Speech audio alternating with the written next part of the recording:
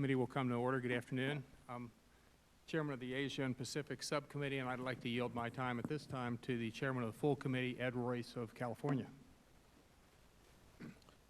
I thank the gentleman for yielding, and I want to welcome our witnesses. I think my good friend Steve Chabot has done a lot of work over the years, and holding this important and timely hearing is part of that effort to make certain that we see some justice done for people who have been through things which are unimaginable for us here. I want to take the opportunity to welcome Ms. Mini Zhou to the Foreign Affairs Committee and to thank her for bravely sharing her story. And I want to also share, as Chairman of the Foreign Affairs Committee, that it's my commitment to all the people who continue to suffer in North Korea, that this committee will do all it can to hold Kim Jong-un and his generals accountable for crimes against humanity. Today, I'm announcing that the committee plans to consider bipartisan sanctions legislation against North Korea, which I authored, in May of this year. My legislation targets the regime where it is most vulnerable, in the pocketbook, and it will prevent Kim Jong-un from assessing or accessing, having the ability to use that hard currency that he needs in order to pay his generals. H.R. 1771 now has over 130 co-sponsors, and it will go a long way towards bankrupting the regime in North Korea. It is important that we wake up to the reality that North Korea is not interested in reform. Frankly, that's not, denuclearization does not drive their calculus. And thus, I urge the administration to work with this committee so that the people of North Korea can finally have an opportunity to live without fear, to have an existence without abuse.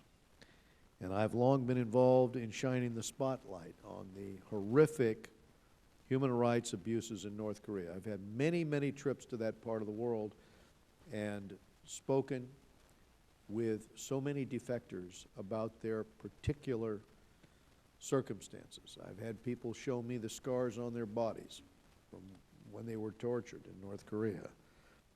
I co-chair the International Parliamentarians Coalition for North Korean Refugees and Human Rights. And I can say that the Committee of Inquiry report on North Korea offers one of the most comprehensive accountings of human rights abuses in that country.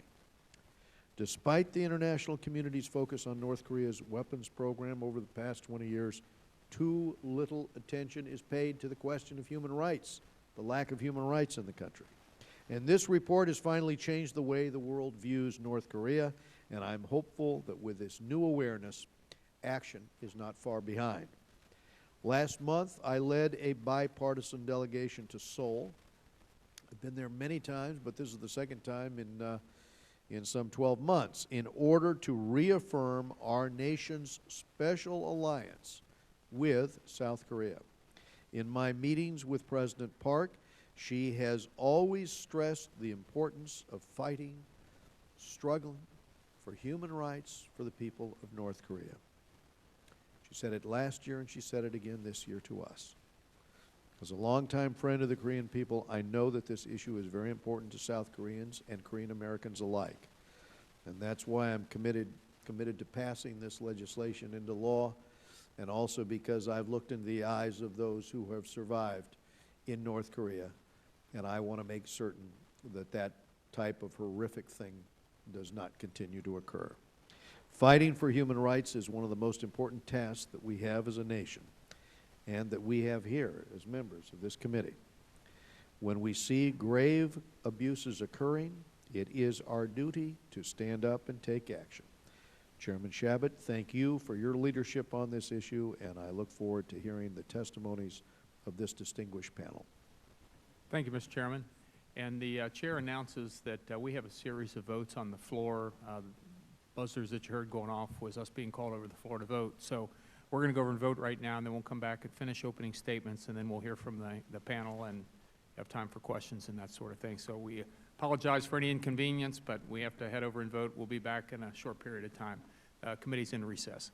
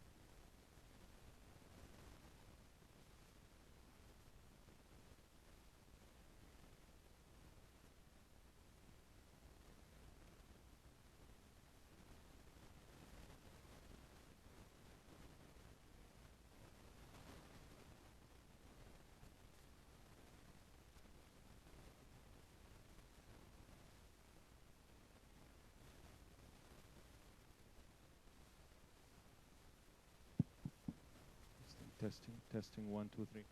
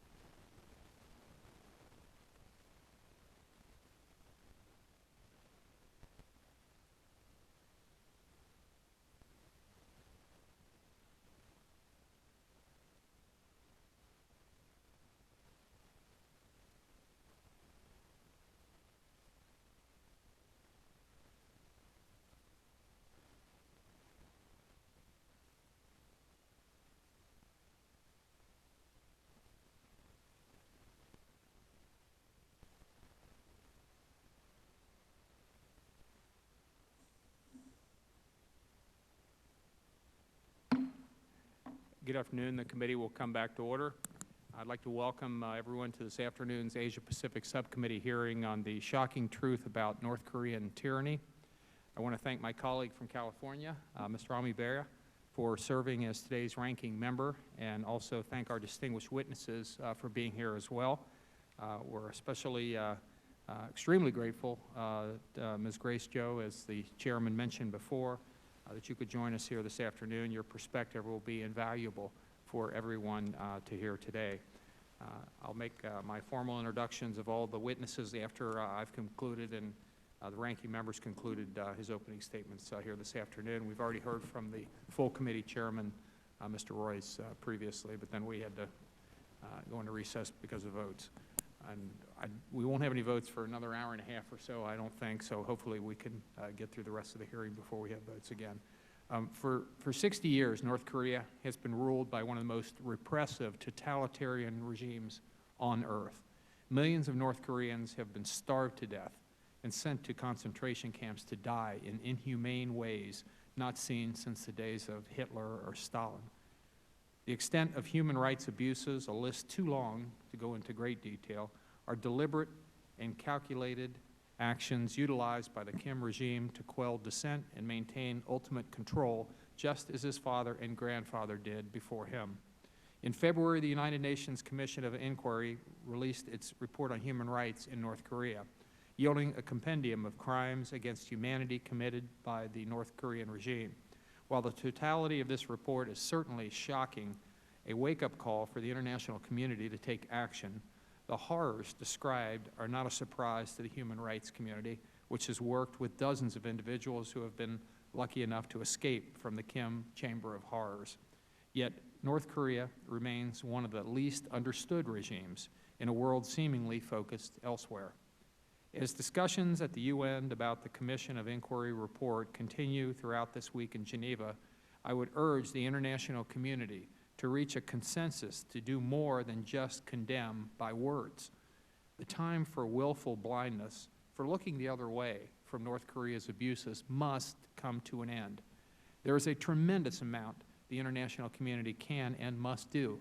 Future discussions about North Korea should make human rights a priority right alongside nuclear disarmament. North Korea has consistently represented one of the greatest security challenges for the United States because of its determined pursuit of nuclear weapons and missiles. But the threat North Korea poses to our South Korean ally, its record of human rights abuses, and the dangers that it presents to regional stability make dealing with North Korea that much more difficult. After decades of trying to negotiate, cajole, and pressure North Korea to hold its proliferation and stand by its commitments, we have seen little success. In fact, North Korea seems much more determined today to act irresponsibly than ever before.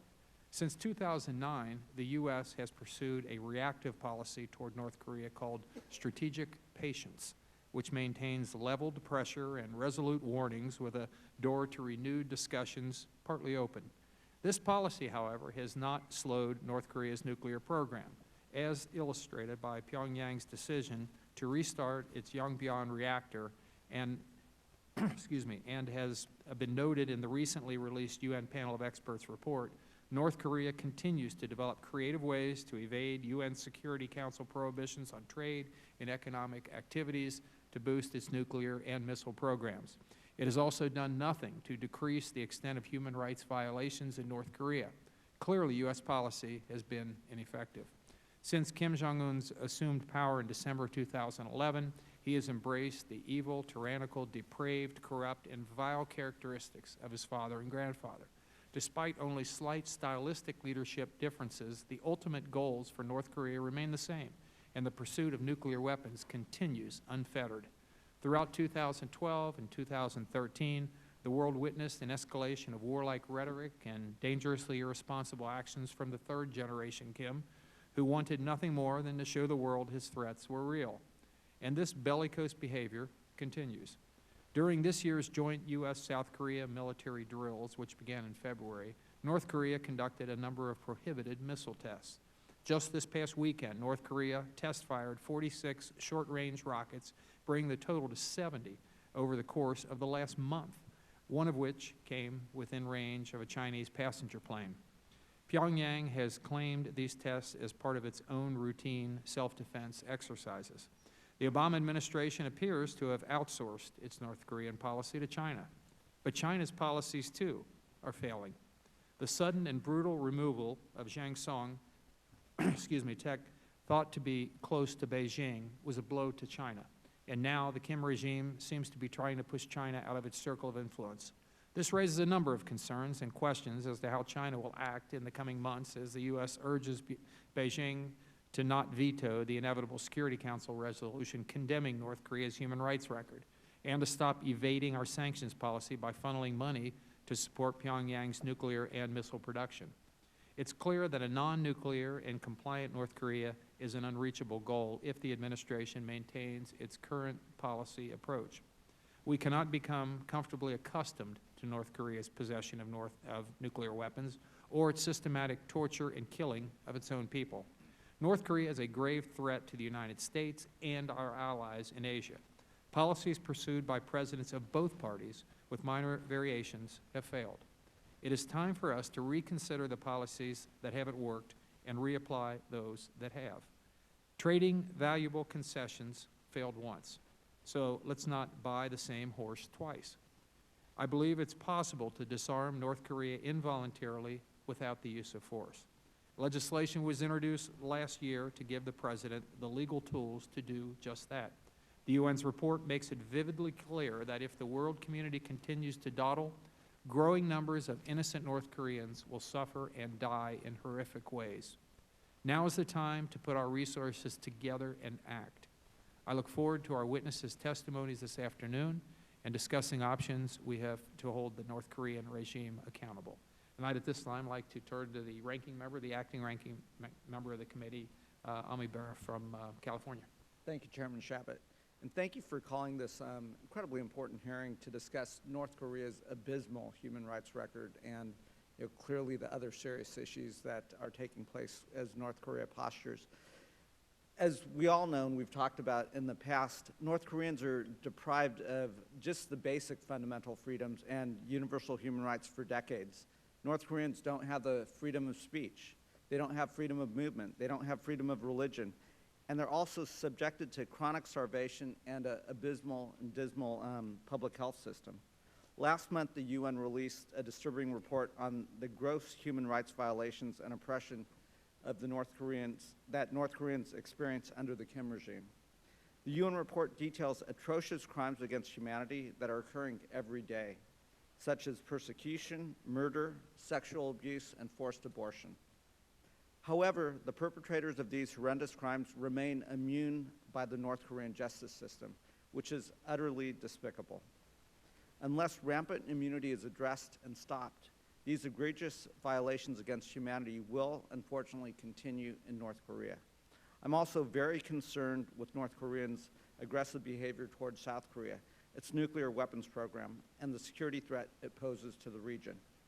Just last Saturday, as the chairman mentioned, North Korea launched 30 short-range rockets into open waters to demonstrate its discontent with ongoing U.S.-South Korea military exercises.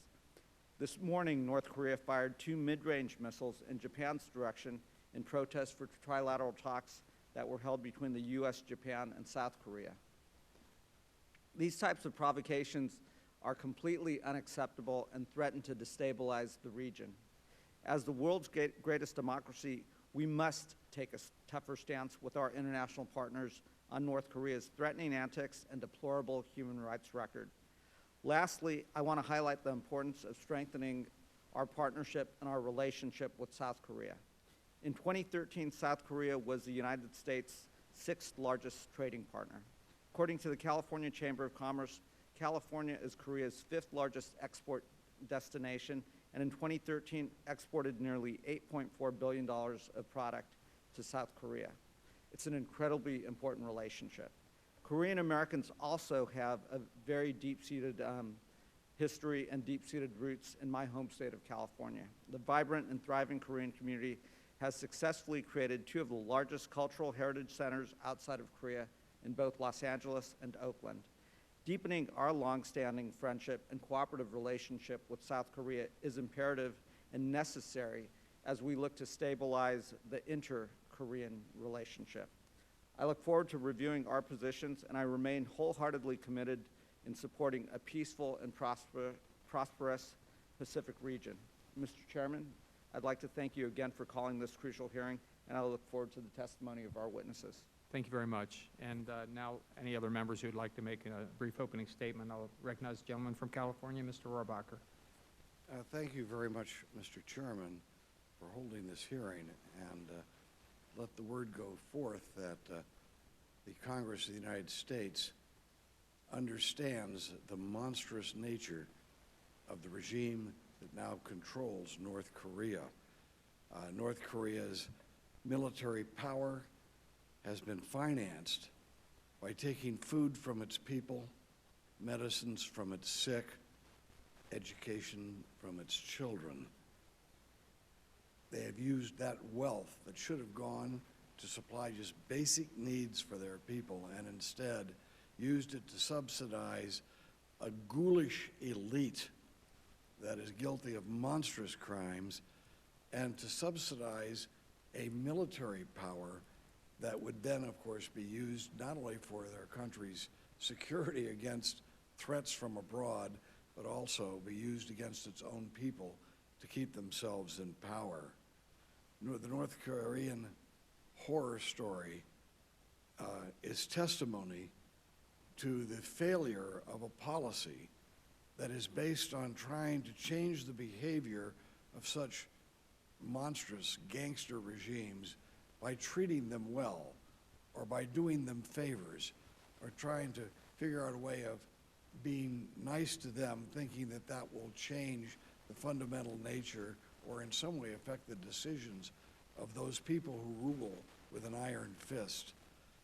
As far as North Korea, Mr. Chairman, I'm not sure if you were here then or not, but I certainly remember a debate in which I sat right over here years ago about whether or not we should be providing North Korea with energy, with oil, and whether we should help feed their population. And of course, for a decade, we provided huge amounts of food and energy for the government of North Korea. And surprise, surprise, it didn't change the nature of that horrible regime. It didn't civilize the leaders of that country whatsoever.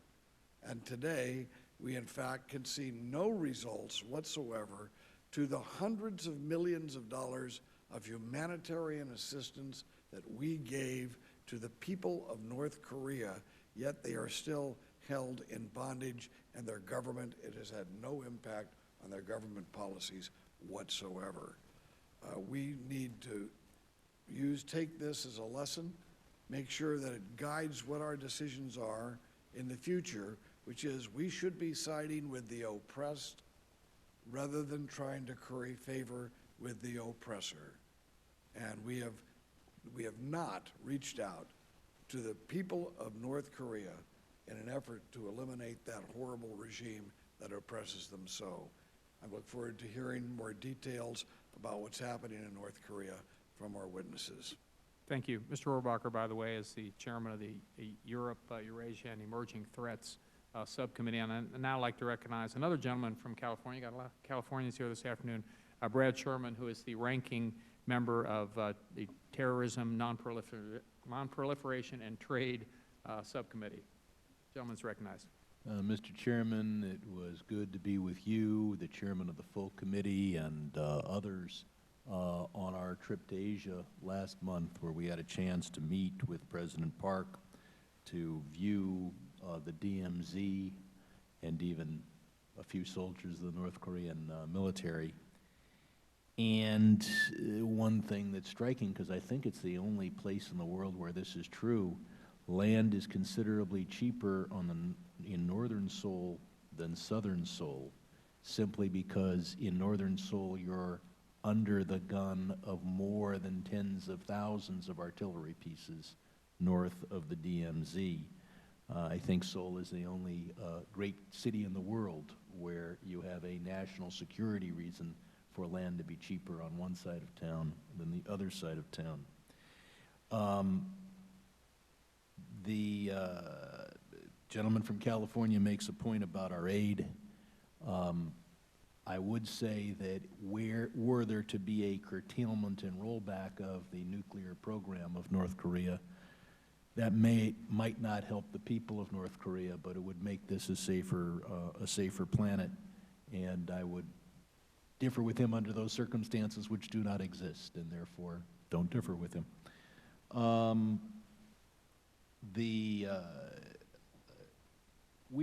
I've served on this committee for about 18 years. We've heard every possible description of cruelty. But this is a nationwide gulag. This isn't some people being oppressed. This is virtually everyone. And this will go down in history as one of the cruelest regimes in the world, certainly the cruelest in Korean history. We should keep in mind that this regime survives only because of the subsidy it receives from China. And our trade policy that allows China to sell $300 billion more in the United States than we sell there, empowers Beijing, and Beijing doesn't always use that power for good. Kim Jong-un has simply added an element of immaturity and mercurial unpredictability and instability to what was already a cruel regime. And finally, we should never hesitate to call on Japan and especially South Korea to spend more on its military. We who are blessed to be behind oceans and are not on the front lines spend over 5% of our GDP on our military, if you include veterans benefits, as I do, whereas South Korea spends roughly 2.7%, Japan slightly less than 1%. And those who are on the front lines, who face the greatest threat, should be willing to spend as much of their treasure as we do. I yield back. I thank the gentleman, and I'd this time like to introduce our distinguished panel. We begin with Grace Yo, who was born in North Korea, a place where she almost starved to death as a child. In 2006, Ms. Yo and two of her family members escaped North Korea. Soon after, she and her family were rescued by the United Nations High Commissioner for Refugees, which enabled them to enter the U.S. as legal refugees. Grace is one of 170 refugees from North Korea who have settled in the U.S. She became a U.S. citizen last year, and we congratulate you for that and welcome you, and lives outside of Washington, D.C. She and her family have actively protested the forced repatriation of North Korean escapees hiding out in China. In addition to being a human rights activist, she dreams of going to law school to study international law for the purpose of helping North Korean defectors. Ms. Yo works as a dental certified assistant in the United Dental Group to earn a living. She attends classes in the evening to reach her academic goals. She also volunteers for her sister's nonprofit organization, North Korea in USA, which helps North Korean refugees in the United States and China. And we welcome you here, as I mentioned. I'd next like to introduce Greg Scarlato. Am I saying that correctly? Thank you. Mr. Scarlato is the Executive Director for the Committee for Human Rights in North Korea, HRNK, where he handles outreach programs aiming to focus world attention on human rights abuses in North Korea. Prior to joining HRNK, he was the Director of Public Affairs and Business Issues of the Korea Economic Institute. He has also served as Management Associate for the International Science and Technology Institute in Arlington, Virginia. He previously lived in Seoul for 10 years and is fluent in Korean, French, and Romanian. He has also authored a weekly radio column broadcast by Radio Free Asia to North Korea. Mr. Scarlato holds Masters in International Relations from Tufts University, Fletcher School of Law and Diplomacy, and Seoul National University, and a BA in International Relations from Seoul National University. Mr. Scarlato was conferred the title of Citizen of Honor, City of Seoul, and is also a member of the Board of Directors for the International Council on Korean Studies, and we welcome you also here this afternoon. And we also have Bruce Klingner, who is the Senior Research Fellow for Northeast Asia at the Heritage Foundation's Asian Studies Center. Previously, he served as the CIA's Deputy Division Chief for Korea, where he provided analysis on political, military, economic, and leadership issues for the President of the United States and other senior U.S. policymakers. He was the chief of CIA's Korea branch, which analyzed military developments during a nuclear crisis with North Korea. Mr. Klingner is a distinguished graduate of the National War College, where he received a master's degree in national security strategy. He also holds a master's degree in strategic intelligence from the Defense Intelligence College and a bachelor's degree in political science from Middlebury College in Vermont. And as I said, we welcome all three witnesses here this afternoon. We have, of course, what you probably heard referred to as the 5-minute rule. There are lights down there that will let you know when you have 1 minute to go. It'll turn yellow at that point, and when it turns red, we'd ask you that you wrap it up. Your time's kind of up at that point, and we'll also limit ourselves to 5 minutes in asking questions, too. So we'll begin with you this afternoon, Ms. Joe, and you probably need to turn the mic on there. Thank you. Thank you very much. Hello, my name is Grace Joe. It's very nice to see everyone here. I was born in 1991 in North Hamgyong Province in North Korea. In 1993, our family started to have a shortage of food. In 1997 to 1998, my family lost my father, maternal grandmother, younger siblings, and big sister. Since I was born, my parents have tried many different ways to raise us. We tried to find sustenance in wild vegetables, grasshoppers, rats, tree barks, and even cattle in government-operated farms. In North Korea, killing a cow is considered a crime comparable to homicide. So a person caught killing a cow could be sentenced to death by shooting. Full aware of these facts, my parents risked their lives in order to feed my family. Our family did everything we could try, but due to the government's prohibition, we could not do any business, and eventually, when my parents ran out of ways to feed our family, they made the hard decision to illegally cross the border to China. In spring 1997, my parents illegally visited a relative in China and purchased some food with their help. However, when they arrived home, my father was arrested by the police, and officials of our hometown came with the clubs and took my mother away after ruthlessly beating her. They also took away all of the food. My grandmother, my younger brother, my older sister, and I all cried as we tried to hold on to the things that they were taking away. In one day, we lost our parents and our food, and our house was in ruins with nothing left for us.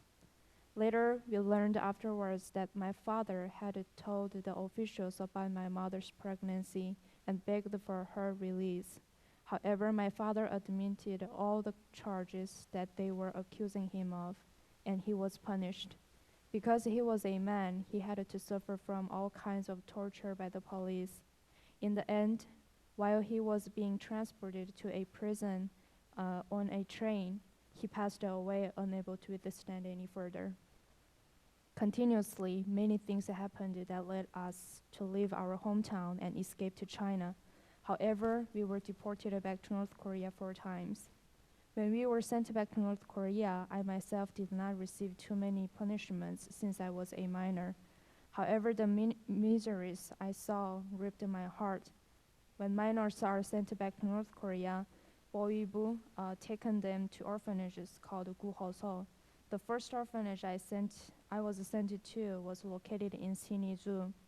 Siniju, among the people who were staying at the orphanage, included a 5-week-old infant to an 18-year-old. The directors at the orphanage gave only 40 grams of baby formula per day. 16-year-olds were less than 4 feet tall. There were 2 groups of children at the orphanage.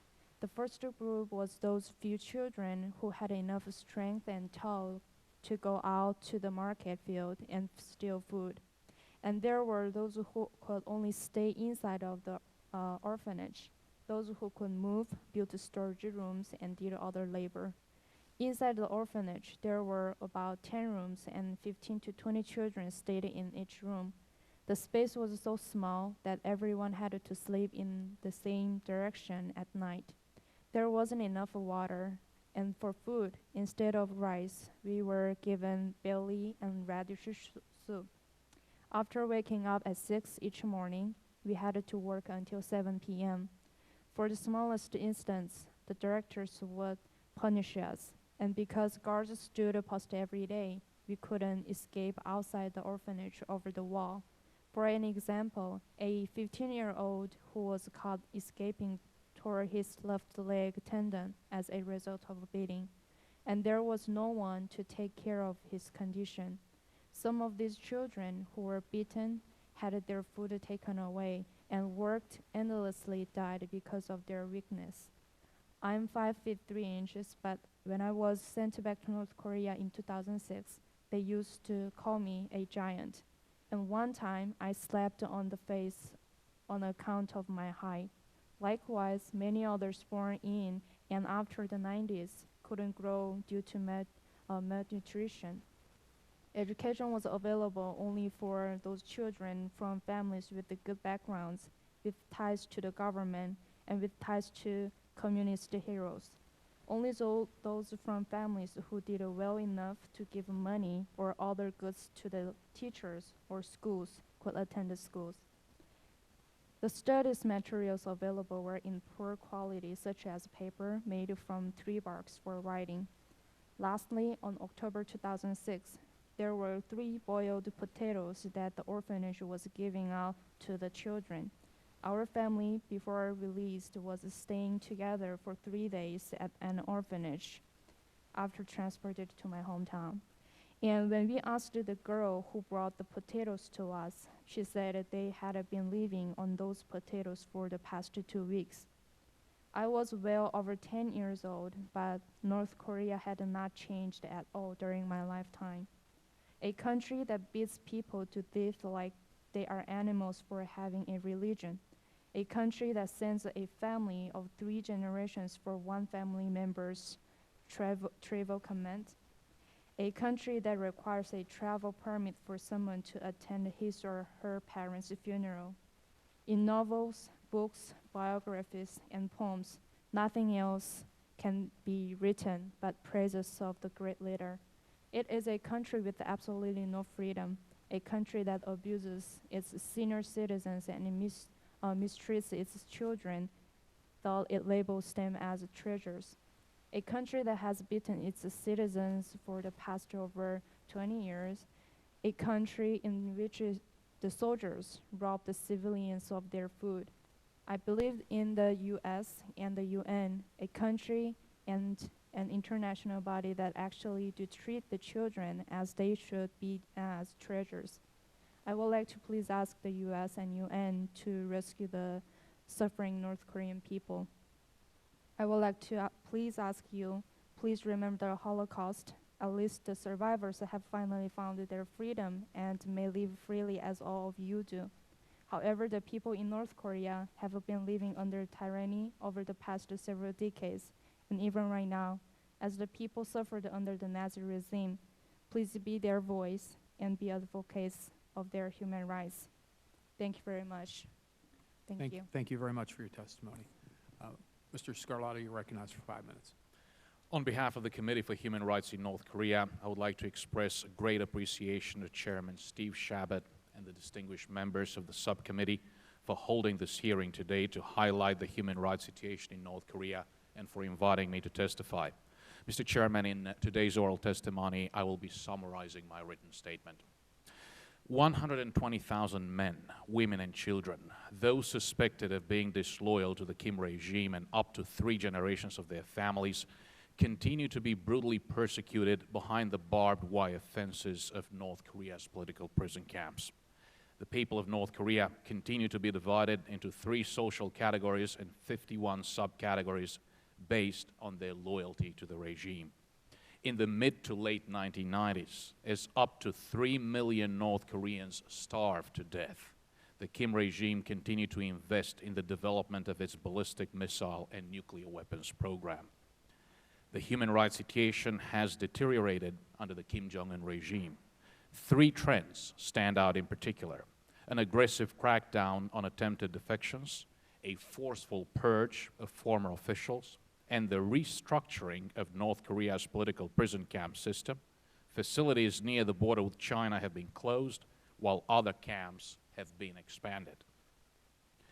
The UN Commission of Inquiry on Human Rights in North Korea, established by consensus by all 47 member states of the UN Human Rights Council, found that in many instances the violations identified entailed crimes against humanity based on state policies. Systematic, widespread, and gross human rights violations that have been and are being committed by North Korea involve extermination, murder, enslavement, torture, imprisonment, rape, forced abortions, and sexual violence, persecution on political, religious, racial, and gender grounds, the forcible transfer of populations, the enforced disappearance of persons, and the inhumane act of knowingly causing prolonged starvation. The Commission of Inquiry determined that crimes against humanity target anyone viewed as a threat to the political system and leadership of North Korea, in particular political prisoners, those attempting to defect, religious believers, Christians in particular, people introducing information from the outside world into North Korea, and citizens of other countries abducted by North Korea. The Commission of Inquiry pointed out that since the government of North Korea is not willing to prosecute its own officials, the United Nations will have to protect the population of North Korea and ensure that those most responsible for crimes against humanity are held accountable. The Commission of Inquiry further recommended that the UN Security Council refer the North Korean situation to the International Criminal Court. Furthermore, the inclusion of North Korean human rights in the UN Security Council's permanent agenda would be a long overdue and feasible measure.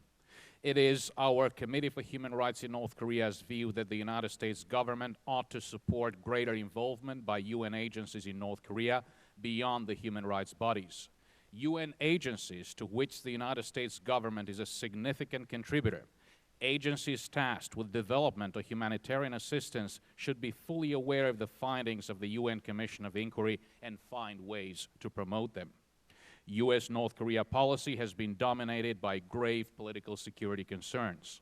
The policy of strategic patience has been one of very few, if any, options within a context defined by the North Korean regime's lack of international credibility and established patterns of deceitful behavior. Nevertheless, crimes against humanity have been and are being committed in North Korea.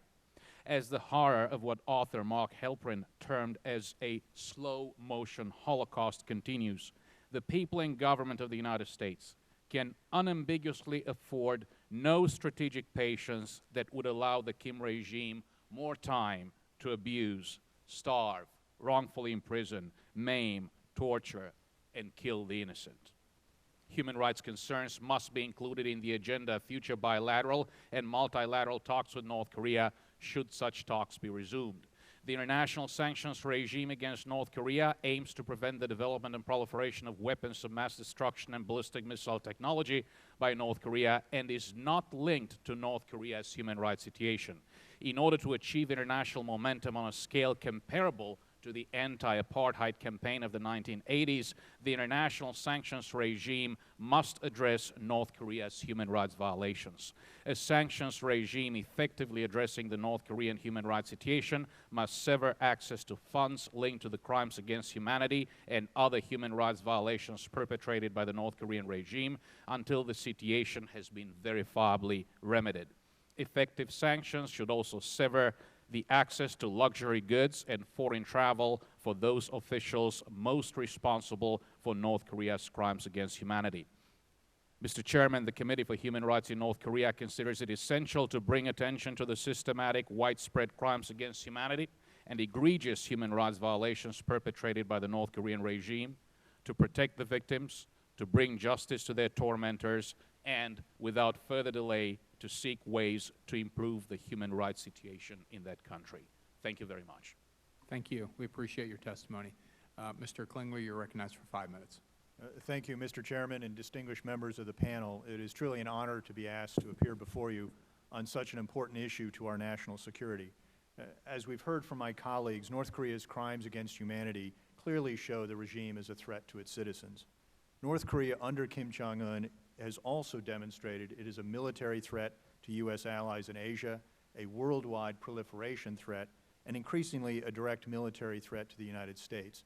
It is fitting that today's hearing occurs on the 4-year anniversary of North Korea's sinking of the South Korean naval ship Chonan, a North Korean act of war which resulted in the deaths of 46 South Korean sailors. North Korea has made greater progress than widely perceived, if not already achieved, warhead miniaturization, the ability to place nuclear weapons on its short-range missiles, and a preliminary ability to reach the United States. As such, the United States and its allies face a greater threat today than is widely construed. Despite repeated U.S. attempts at diplomacy, North Korea refuses to abide by the commitments it made during numerous international agreements to give up the nuclear weapons that it had previously agreed never to pursue in the first place.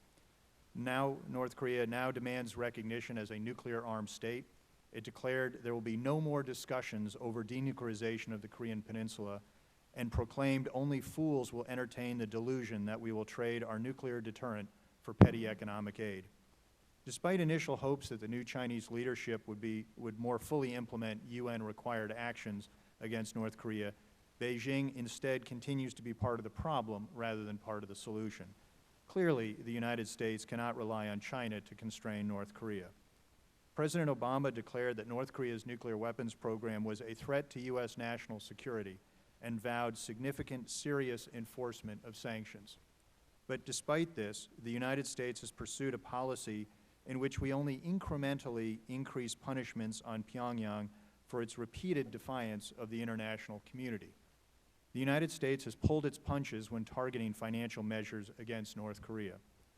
By contrast, the U.S., EU, and UN have imposed far more pervasive and compelling measures against Iran, even though Pyongyang, not Tehran, has withdrawn from the Non-Proliferation Treaty, tested nuclear weapons, and repeatedly threatened nuclear attacks on the United States and its allies.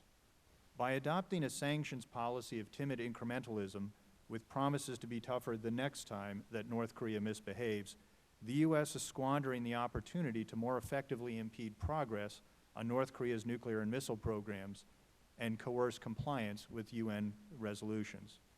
Just as strong measures induced Iran back to the negotiating table, more robust sanctions are needed to leverage North Korea.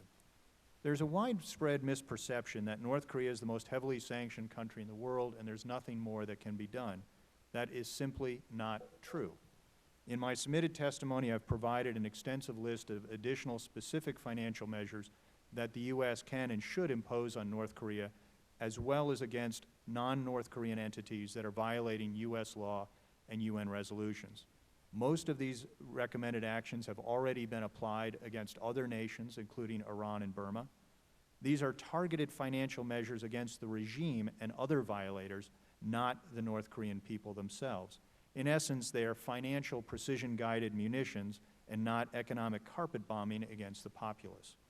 Since it is a unilateral U.S. financial strategy against violators, China cannot veto it, and Beijing will find it harder to block than a diplomatic strategy or traditional trade sanctions. A few of these recommended actions are to designate North Korea as a primary money laundering concern, as the U.S. previously did with Iran and Burma, to ban North Korean financial institutions' correspondent accounts in the United States. Even financial institutions not doing business in the U.S. would be affected, since nearly all dollar-denominated transactions internationally must pass through U.S. Treasury-regulated banks. Publicly identify and sanction all foreign companies, financial institutions, and governments assisting North Korea's nuclear and missile programs. Impose third-party sanctions on entities that trade with those on the sanctions list. Compel the removal of North Korea from the SWIFT financial transfer network, as Iranian banks were in 2012. To formally charge North Korea as a currency counterfeiter. Tighten maritime counterproliferation by targeting shipping companies and airlines caught proliferating. And finally, to enhance U.S. inspections of shipping companies transiting ports that consistently fail to inspect North Korean cargo. In conclusion, the current U.S. policy of strategic patience is predominantly passive because it fails to impose sufficient pressure to effectively degrade North Korea's capabilities or alter its behavior. Minimalist measures have only encouraged North Korea to continue to expand and refine its nuclear arsenal and missiles and emboldened it to proliferate. The U.S. has sufficient tools. It has only lacked the resolve to use them. Finally, I would submit that the operative question should be, why would the United States hesitate to impose the same measures on North Korea that Washington has already implemented on other countries for far less egregious violations? I thank you again for the opportunity to appear before you, and I look forward to your questions. Thank you very much. We appreciate the testimony from all three of the witnesses here this afternoon. And I'd now like to recognize the gentleman from the Commonwealth of Virginia, Mr. Connolly, for the purpose of making an opening statement. Thank you so much, Mr. Chairman. I appreciate very much you holding this hearing. Also appreciate the testimony, particularly of Ms. Grace Joe, and just listening to what she went through and her family went through. Thank you so much for the courage of testifying today. I also, Mr. Chairman, delighted that the chairman of the committee has announced that we're going to actually mark up H.R. 1771, North Korea sanctions. And Mr. Klinger, am I pronouncing that right? Thank you for your list. Very helpful, because I think they do need to have teeth. 2 points I would just make, Mr. Chairman, listening to this panel. One is, it is imperative that the United States put teeth into the sanctions it imposes in the North. They should never be less than what they are with some other rogue states. And secondly, we may have an opportunity with respect to China, and I know we're going to explore that on this panel. But the fact of the matter is, when Kim Jong-un executed his uncle, he executed the chief interlocutor with the People's Republic of China. And in doing that, perhaps the Chinese got the message that their longstanding policy with respect to North Korea may no longer be tenable. And that may give us a diplomatic opportunity. And again, I very much look forward to talking to the panel about that. Mr. Chairman, thank you so much for the opportunity. Thank you very much. And I'll now begin by recognizing myself for 5 minutes for the purpose of asking questions. China's policy toward North Korea, and Mr. Connolly already alluded to this, appears to have undergone some evolution in the years since Xi took office.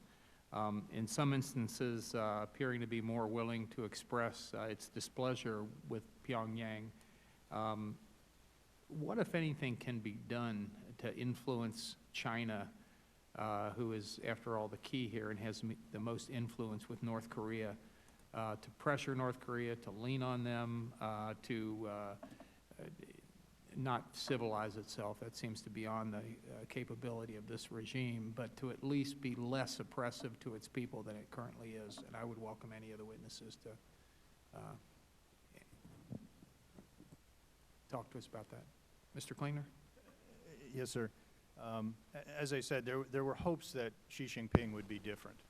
And a year ago, during the time when North Korea was heightening tensions to a dangerous level, it appeared China was more angry with its recalcitrant ally. Since then, since North Korea has shifted back to a charm offensive, we've seen Beijing sort of walk back from those initial positive, hopeful steps. Most recently, we've seen China has rejected the UN Commission of Inquiry's human rights report, saying it's divorced from reality. And they have refused UN action to refer it either to the ICC or a tribunal. We have seen in the past China has turned a blind eye to proliferation that transited its country, North Korean missile parts, for example, going to Iran. We've seen it refused to take actions when even the U.S. government provided information. It did recently take action or sort of severed financial relations with North Korea's financial trade bank. It had done this a decade ago and then undid that action. So there are a number of things China has done but then undid them. So again, I think we need a focus on a unilateral U.S. strategy rather than relying on China in the UN Security Council. Thank you. Mr. Scalata, did you want to add anything to that? Certainly, Mr. Chairman. China is an aspiring superpower that helped establish and maintain the Kim regime in power for more than 60 years. In a letter addressed to the President of China, the Commission of Inquiry made it clear that by its policy of forcibly returning North Korean refugees to conditions of danger, China puts itself in a position where it is aiding and abetting a regime that has committed crimes against humanity. Certainly, as Mr. Klingner has pointed out, the recommendation that the Security Council refer the case to the International Criminal Court is unlikely to happen over the short to medium term, in particular because of a potential Chinese veto. For what it's worth, we might as well push the Chinese and place them in a position where they actually have to exercise their right to veto as a permanent member of the Security Council, further reinforcing the clear impression that China is aiding and abetting a regime that has committed crimes against humanity. Thank you very much. Ms. Yo, if I could turn to you now and ask you a different question. As a refugee yourself, could you share with us kind of your insights about the obstacles that you faced obtaining refugee status in the U.S. And about the humanitarian conditions that North Korean refugees face in general? Yes, sir. As a refugee, our family had lived in the United States almost 6 years now. And in the beginning, we had a support from the government about 8 months, which is Medicare and food stamps and cash about $250 for each person. So that helps our family a lot. And I believe most of the refugees, they will get same benefits as our family. The one thing I would like to ask government to support refugee, which is North Korean refugees, is we needed some source or organization to support new refugees, to educate them in society, and in America, the language is different and society is different. It's very difficult to simulate in the society as a refugee. So I don't know, is there any organization we can educate them, but I would like to ask government to support some organization to educate them and support them about a year or year and a half to help them to know the United States. Okay. Thank you. Thank you very much. I appreciate it. My time has expired. The gentleman from California, Mr. Sherman, is recognized for 5 minutes. Ms. Joe, thank you for your courage and for telling us your story. And Mr. Klingner, how many nuclear weapons, and I realize this is unclassified and just, does North Korea have, or at least have enough fissile material to create? And can you tell us the status of their uranium and plutonium programs to create additional weapons? Well, sir, the information on North Korea is very difficult to get. Even when I was in the intelligence community, we referred to it as the hardest of the hard target. But I think experts generally assess that North Korea likely has 6 to 8 plutonium-based nuclear weapons. The uranium program, I believe, is much further along than some believe it has achieved, because it has been underway since the late 1980s. It also received critical support from Pakistan in the AQCON network. There's been a rogues gallery of interaction with Iran, Pakistan, AQCON, Libya, and North Korea, where they exchanged valuable information and components. So I think in return for North Korean assistance on putting warheads onto short and medium range missiles to Pakistan, Pakistan replied by providing centrifuges and critical So their plutonium program generated enough fissile material from 6 to 8 weapons, and the consensus seems to be that program is not producing any more fissile material?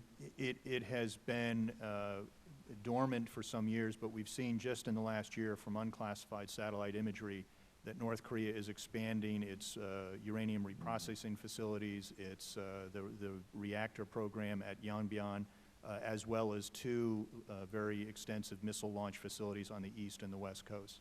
So the latest missile test I'm sorry, the latest nuclear test may have been uranium, but we were unable to determine whether it was plutonium or I would point out that there's a focus on missiles, even missile defense, and obviously the highest status for a dictator is to have a nuclear-tipped intercontinental ballistic missile.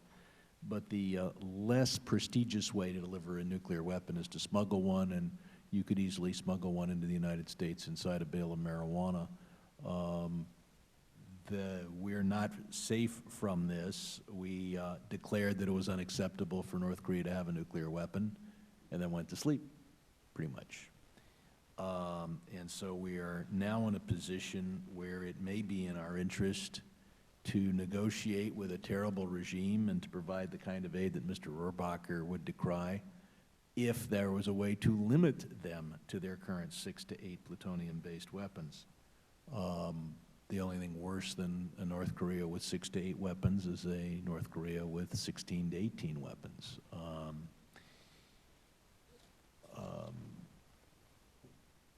Has the North Korean government shown any interest in even limiting, let alone disgorging, the fruits of its nuclear weapons program, Mr. Clinton?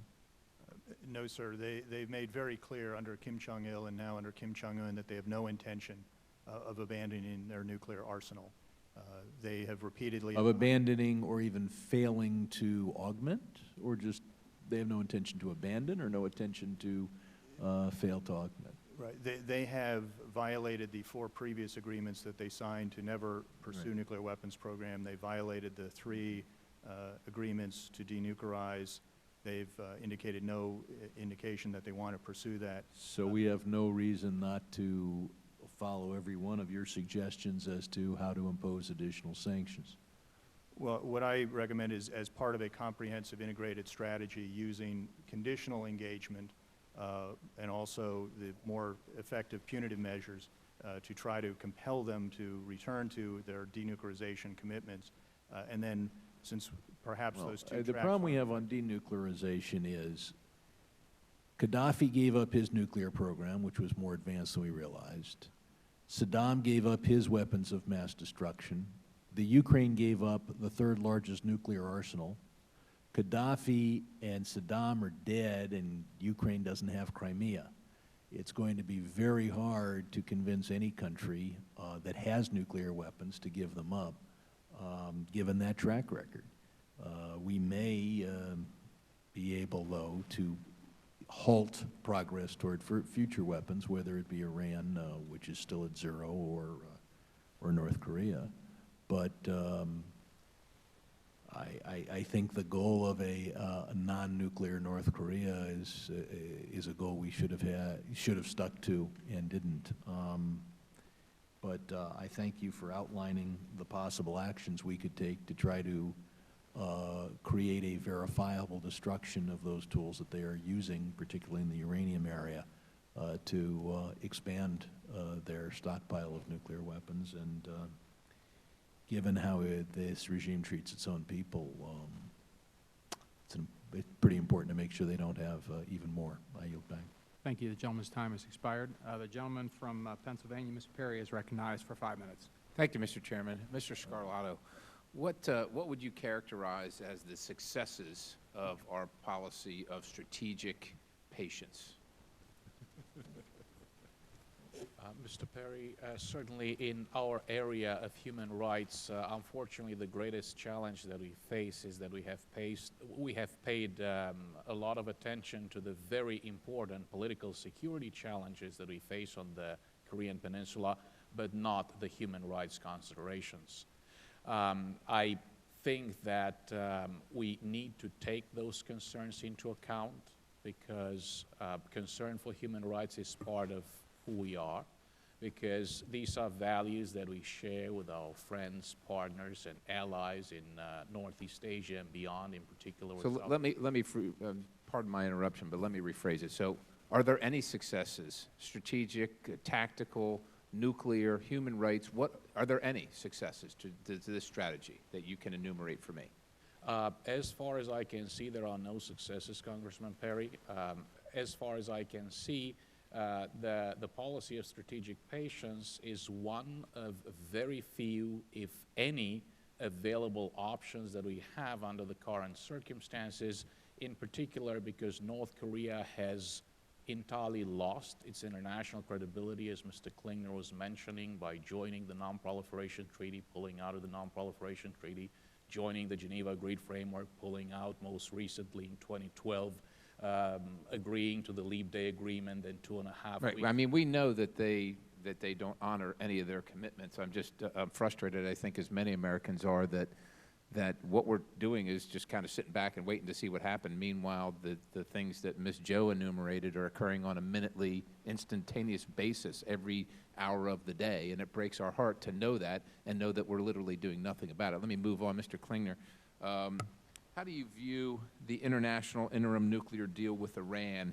in relation to the North Korean nuclear problem? Do you see any juxtaposition? Does one have any effect of the other, or does one incentivize North Korea in a certain way or not, or is there any interplay whatsoever in your mind? Well, in reviewing the interim agreement, I certainly had a case of deja vu, having followed North Korea for 20 years. I think there are lessons that we've learned from negotiating with North Korea that should be applied with Iran. I think we need very extensive, very detailed negotiations or agreements like we had with the Soviet Union and the Warsaw Pact. We need very, very stringent verification measures to ensure that North Korea or Iran is not cheating as North Korea repeatedly has done in the past. We need to have the willingness to walk away from the table if it's a bad deal. I think in the past with North Korea, we often saw, as one negotiator put it, the desire to keep the bicycle moving. If it stops, it falls over. So the negotiations were kept going for the sake of keeping them going. We learned, but in essence, I mean, learning is I would think you would take a different action based on what you learned from the mistakes that you learned. But we have the information. We know what was successful. We know what failed, but we haven't applied any of that in Iran, if I could be succinct about your answer.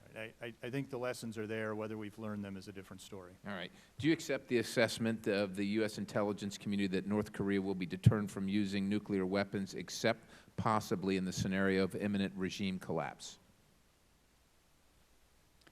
I would largely agree. I think they realize that using nuclear weapons would bring about the end of their regime and the end of their country. I think their nuclear weapons are intended more for compellence or coercion. The U.S. and South Korea have been deterred from responding to military attacks that North Korea has committed in the past, even before they had nuclear weapons. And now that they have nuclear weapons, North Korea would think that they could get away with more than they did before. Okay, thank you. I will tell you that as other members of the panel listened intently to your list of potential options for the United States, and I'll be working with the chairman and the other members of the committee to help draft that legislation, partly due to the list that you provided, or with that in mind, because I think it'd be very helpful. In the time remaining, Ms. Joe, your story is incredibly compelling, and I can tell you, I think it breaks everyone's heart in the room, and if every American could hear it, would break their heart. But from your point of view, and I understand you've been gone a long time and you were there as a child, but the things you've seen and endured, what, from your perspective, would make a difference to turn that leadership around, to have the people rise up against this oppression, to completely change the situation in North Korea? What will motivate? Is there anything that can motivate the people? Is there any chance for the people to do this on their own, and some way for the United States and the United Nations to motivate that, empower that, encourage that? In politically, I don't have full educated, so I cannot give you the exact answer. But in my opinion, I am thinking in the United States, we can help the ministries or the individual people who already escaped into China, who are seeking freedom. So we can rescue refugees in the China to the freedom country. And once we rescue hundreds, thousands refugees from North Korea, I believe one day North Korean regime will fall down. Thank you very much, and thank you for your answer. Thank We you. appreciate that. Gentleman from Virginia, Mr. Connolly is recognized for 5 minutes. Thank you, Mr. Chairman. Mr. Klingner, first of all, I don't, it's not often I find myself in near total agreement with the Heritage Foundation, but I must say, I found your testimony right on, and very helpful in terms of not just providing a critique of U.S. policy, but giving us a roadmap for how we might become much more efficacious. And I thank you for that contribution as well. And I'd echo what my colleague said. I think when I've written the chairman and requesting a markup of H.R. 1771, and we're going to do that. And when we do, we certainly will take a very close, hard look at your recommendation. So this hearing is very timely. Let me ask you about China. How important do you think China is to the ultimate issue of North Korea and ultimate reunification? The conventional wisdom had it that the Chinese would never support reunification, that having the Hermit Kingdom sort of under their thumb served their interests, keeping the peninsula divided served their interests. But you could make the case that perhaps in light of recent events and, frankly, the opening up of the Chinese economy, they have a lot more in common with the South than they do with the North. And that the North has now become an albatross more than anything else. And in this case, even a sort of unpredictable albatross, if such a thing exists. I don't know if albatrosses can be unpredictable, Mr. Chairman, but let's assume they can. Especially in light of the execution of Kim Jong-un's uncle. So how important is China? What leverage do they have? And do we have reason to believe as the United States that they might be more open to our importunings than in the past? You ask a very good question, sir, because experts on China and North Korea have been struggling with that, and we haven't come to an answer.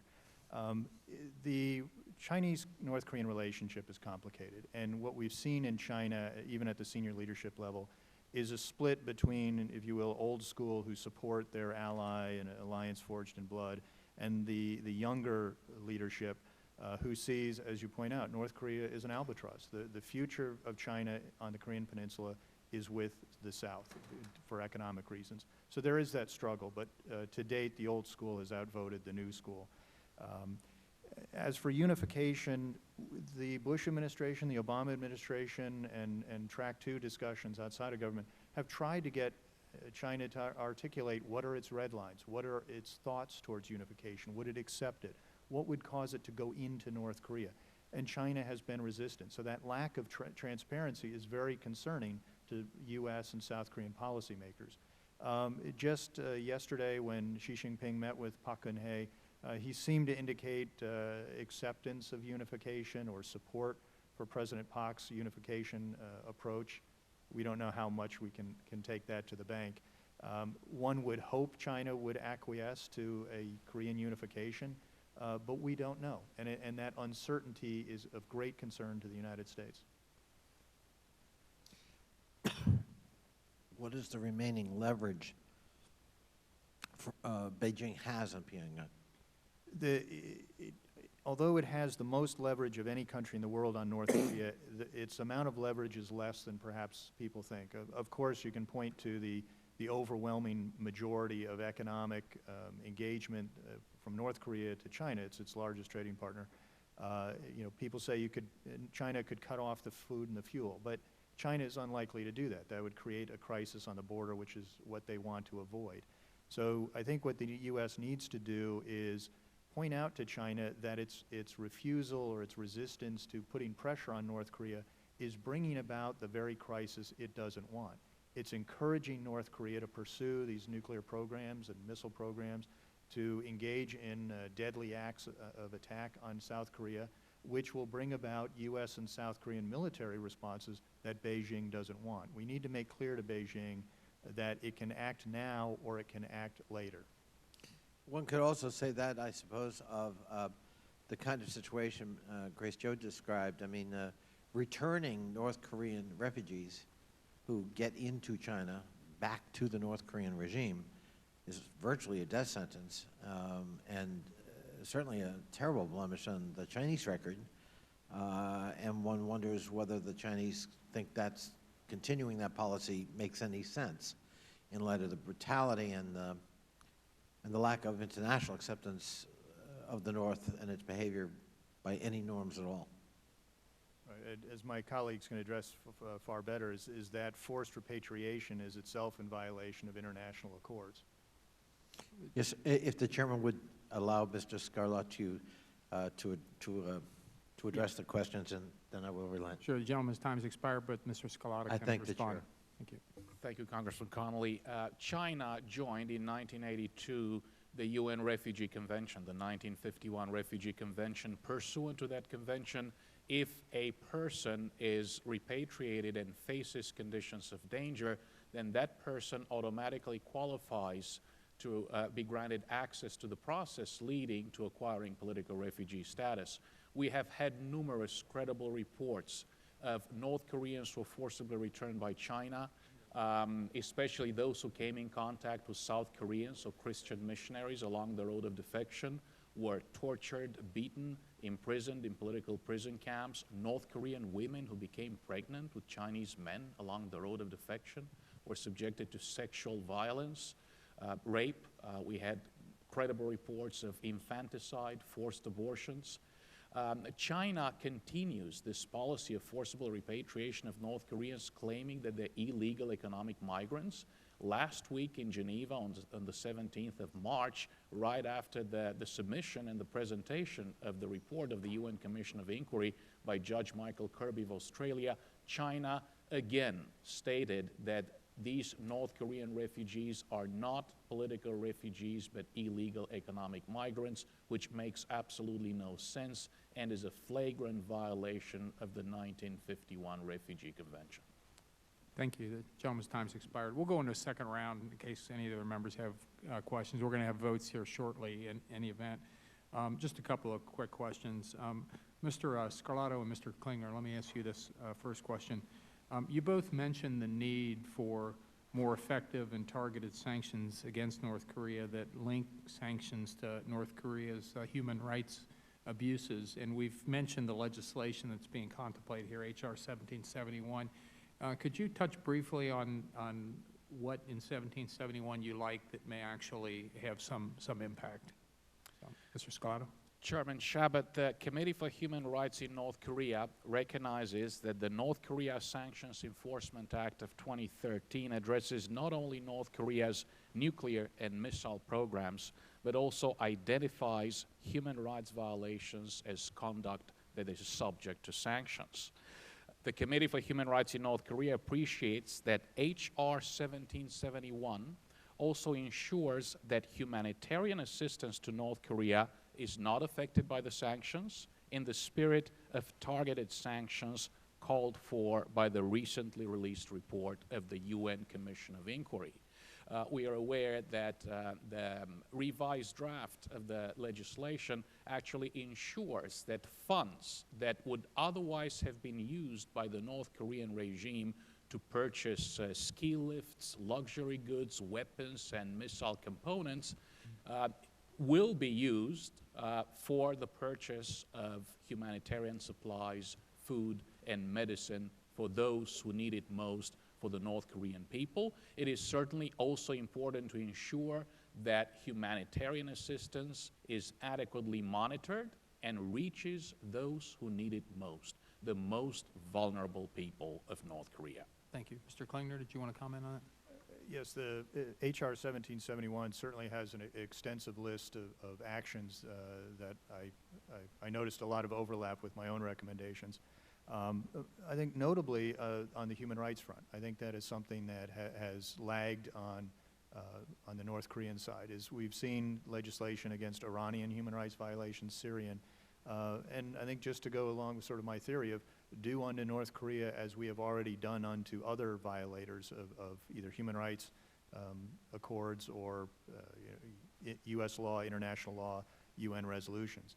So, I think and a good starting point is look at the Commission of Inquiry's listing of the many North Korean government entities or organizations that it condemns as being involved in these human rights violations. they should go on a U.S. sanctions list. Not only the organizations themselves, but the individuals who head those organizations. I think that would be a very good starting point. Thank you. And the same two gentlemen on this one, and my last question I'd like to leave to you, Ms. Joe. How do you assess the impact of foreign radio broadcasts from the U.S., South Korea, into North Korea? There's been some, I think the administration favors increasing them, and there's some question as to how effective they've been. How effective do you think they have been? Is there any way to make radio broadcasts into North Korea more effective? And, well, I guess I could bring you on this too, Ms. Joe. Had you ever heard anything like that? And how old were you when you left, when you got out of North Korea? The last time I was 16 years old. Okay. Did you ever hear any radio broadcasts coming in from outside of North Korea that said anything that would let you know what's really happening out there in the rest of the world, or did that ever happen? When I get the international news or information, is in China. Yeah. From China? You didn't Yeah. get anything from U.S. or from South Korea that you're aware of then, I guess?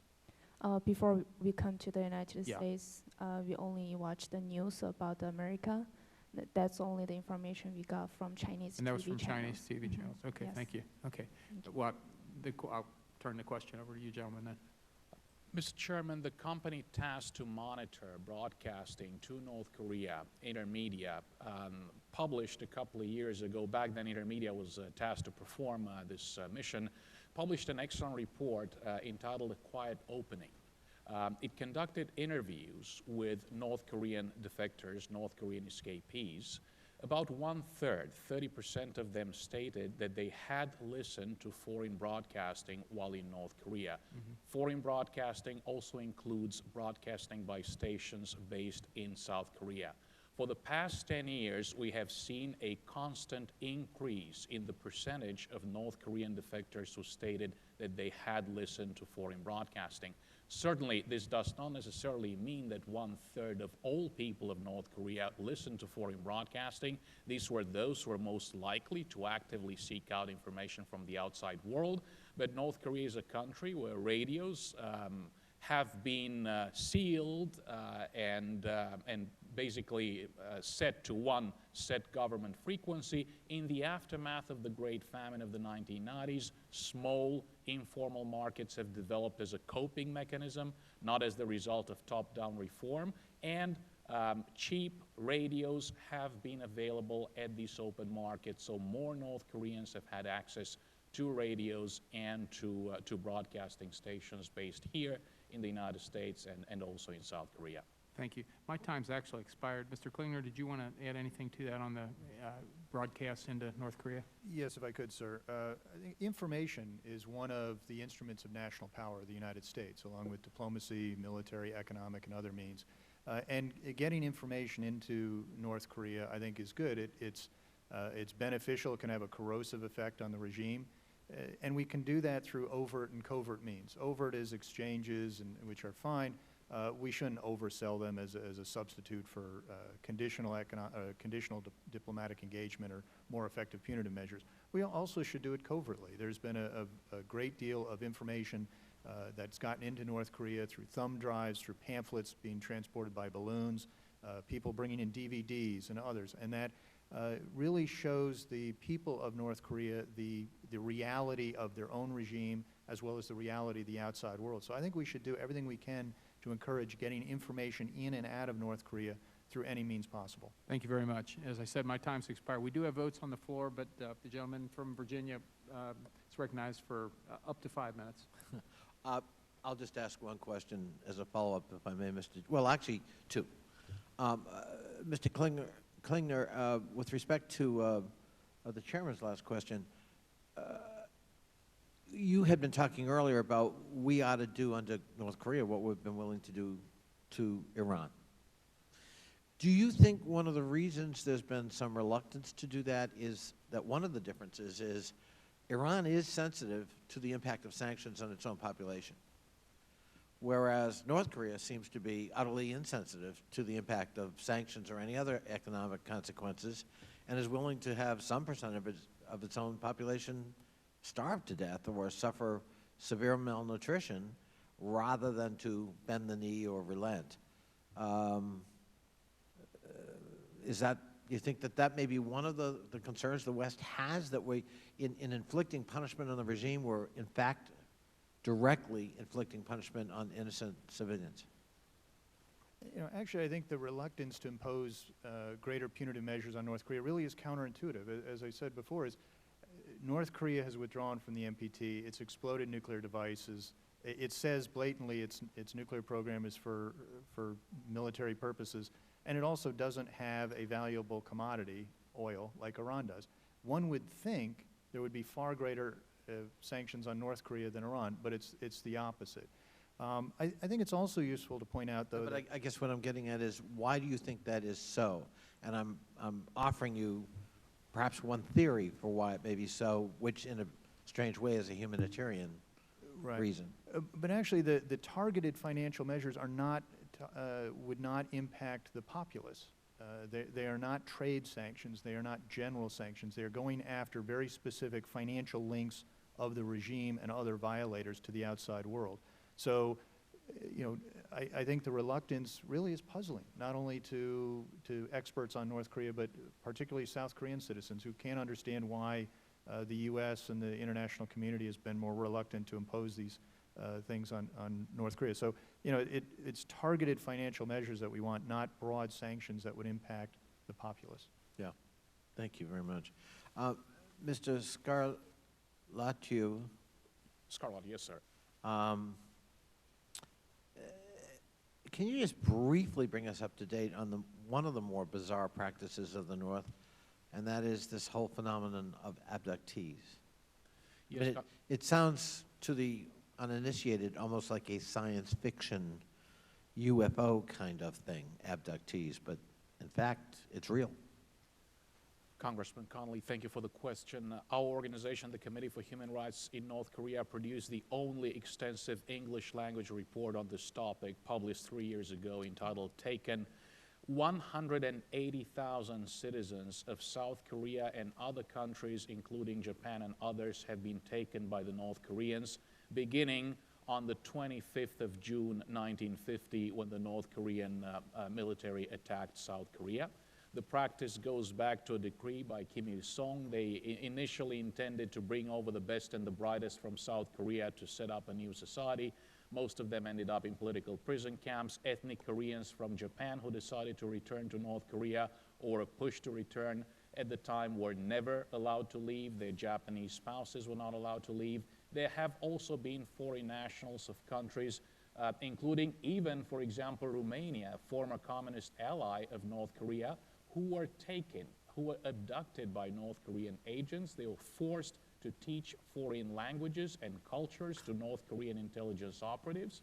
Their identities were used in North Korea's covert operations. And as I'm sure you recall, Congressman Connolly, in 1987, 2 North Korean agents bombed Korean Air Flight 858 1 year before the Seoul Olympics. The 2 North Korean agents who bombed the plane posed as Japanese nationals. One of them, a woman, survived, sentenced to death. She survived.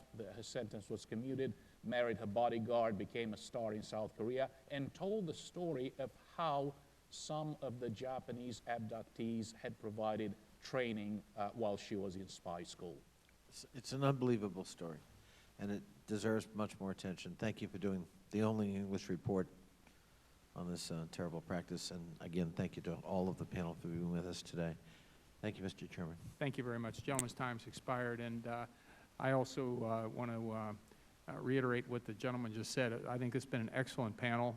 We especially thank you, Ms. Joe, for having gone through this personally and the trauma that you've suffered during the course of your life. And thank you, gentlemen, for devoting your lives to a critically important issue here. And so we appreciate it very much. And members will have 5 days to submit questions or to